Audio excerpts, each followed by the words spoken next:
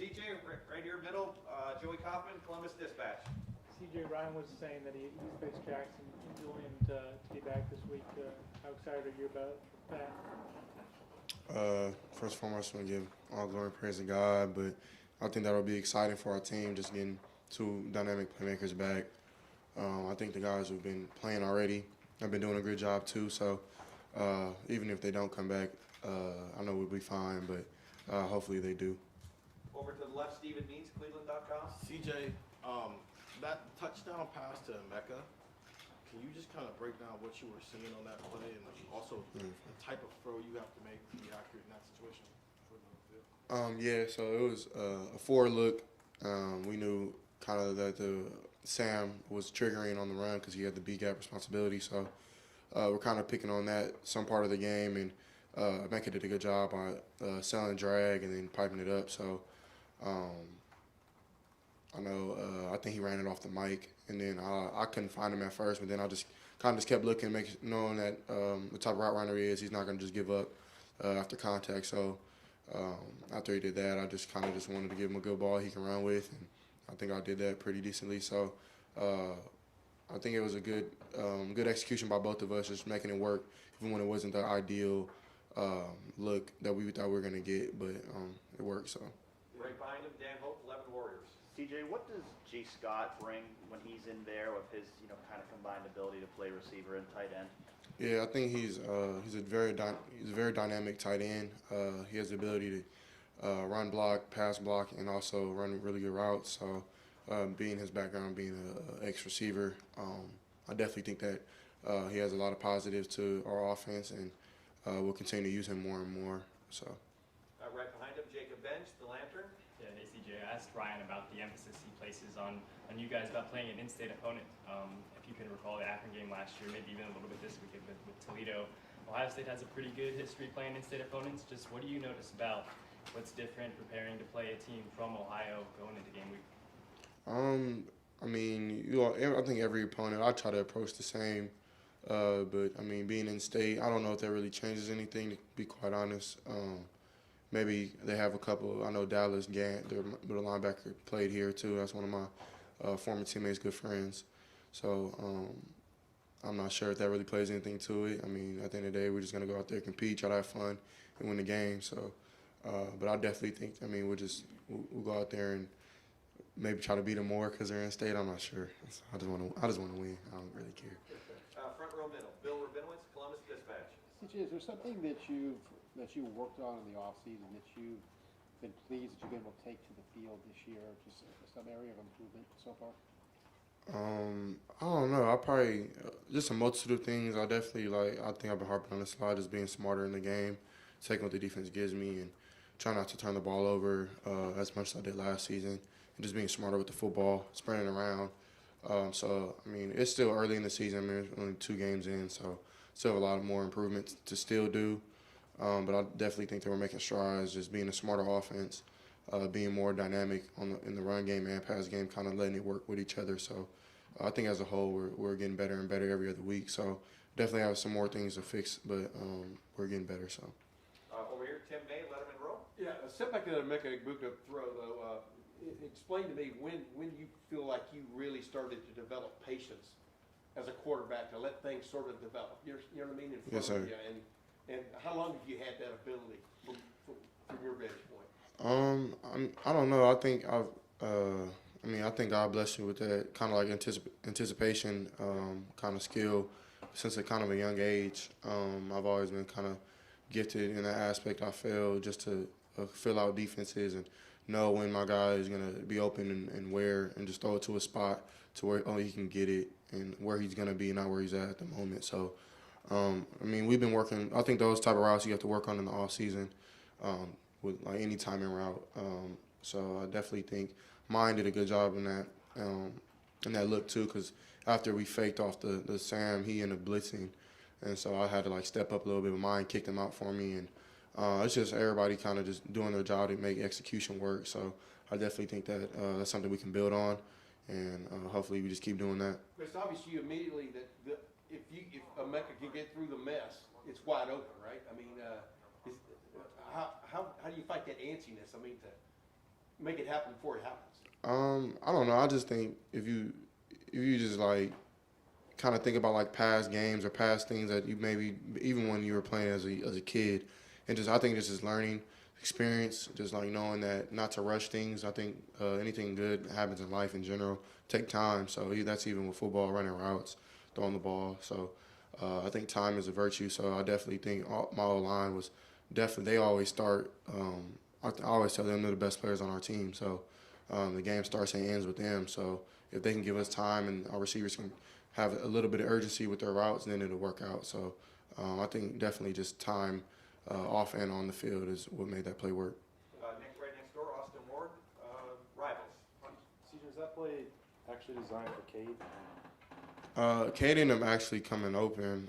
It wasn't designed for him. It was Mecca was the first read, and Cade was the second, and then if it was anything else, then I could check it down or do something else. So Cade did a good thing. Cade ran a good route as well, and he ended up being open. But if one isn't open, then I go to two. So I'm not gonna pass up on one if one is still working on his route. So. It seemed like Arkansas State was just more worried about Cade than Emeka, which was an interesting choice. Yeah, I mean, Arkansas State was not a bad team at all. I mean, they have a lot of good transfers.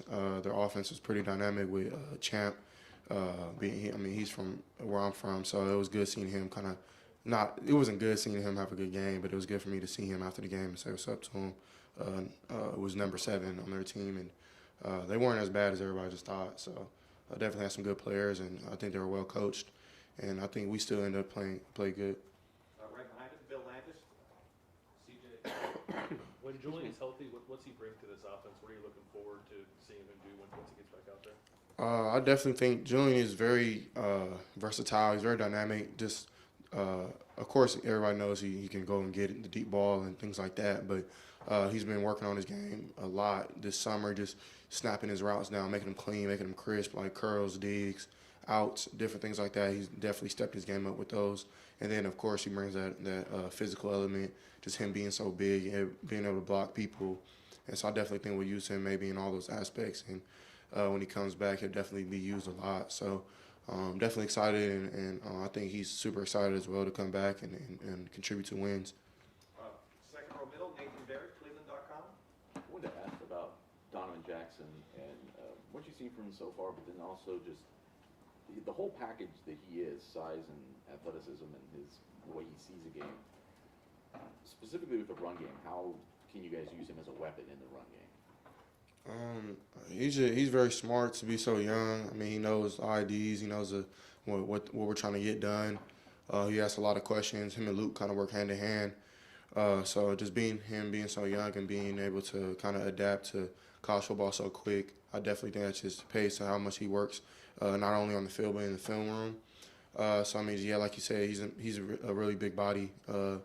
He's really agile as well, but he works really hard in the weight room. So he's able to move people out of the way and do things like that. I think him and Paris, being on the left side, both work together really well. Both have really good feet work. So I definitely think Donovan is going to be a great player, and he has shown that. So, but he has to definitely just keep growing, remain humble in everything he's doing. And I definitely think that he's just that type of kid. So he's a good guy, and I definitely think that he'll have a bright future. Over here at the far right, Spencer Holbrook, Letterman Row. CJ, when you get through your progressions, is that why you're finding Cade more than you found tight ends last year? You've already got you've already completed 5 passes to him. Like, do you feel like that's part of getting through your progressions? Do you feel like that's just Cade getting open, the offense that you guys are trying to install? What is it that's making you find him a few more times than you found tight ends last year? Yeah, I mean, I think just being at Ohio State, we have a lot of good tight ends. Ruck was definitely one of the best tight ends I've ever played with in my life. Was probably the first true tight end I've ever played with. So I know that we were trying to get him the ball more and more last year, but just the guys on the outside were so good and we're getting open so quick and things like that they were kind of demanding the ball just because they were winning every time. So I definitely think that had to play a part in it. I'm not saying that my guys this year aren't just winning like they were last year. I mean, as you can tell, Marvin and Emeka are doing a great job on the outside. Then X on the inside right now. So, I mean, and when it's Cade's turn, he does a good job as well. So we just know with Cade, he's such a big body. He's like a little Gronk. So he definitely has that type of game where if we give him the ball, he's going to make something happen. So, I mean, it's just my job. I try to spread the ball around and But at the same time, I have to be disciplined in my rules and get the ball to where it has to go every time. So I'm not sure if it's any different, but I know that Kay's doing a good job just getting yards after the catch and things like that. So I definitely think we'll continue to feed him. Time for 2 more questions. Third row, Cameron T, The Athletic.